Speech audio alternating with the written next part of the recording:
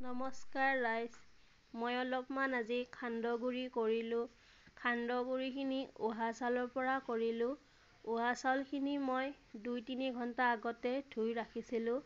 পানীখিনি যেতিয়া পৰি শুকান হৈ গ'ল, তাৰপিছত মই অলপ অলপ কৰি শুকান কেৰাহীত চাউলখিনি ভাজি ল'লোঁ। চাউলখিনি ভজাৰ পাছত মই মিক্সাৰ গ্ৰাইণ্ডাৰত গুড়ি কৰি ল'লোঁ আৰু এই গুড়িখিনি আপোনালোকে বহু দিনলৈ ৰাখিব পাৰে। যেনেকৈ মন যায় সেনেকৈ খাব পাৰে। চাহৰ সৈতে, গাখীৰৰ সৈতে, দৈ গুড়ৰ সৈতে। আৰু সান্দহগুড়িখিনি আপোনালোকে কৰি চাবচোন এনেকৈ হয়নে নহয়। বহু দিনলৈ খাব পাৰিব। এটা বৈয়ামত ভালদৰে ৰাখি থ'ব। আৰু মোৰ ভিডিঅ'বিলাক চোৱাৰ বাবে সকলোকে ধন্যবাদ জনালোঁ।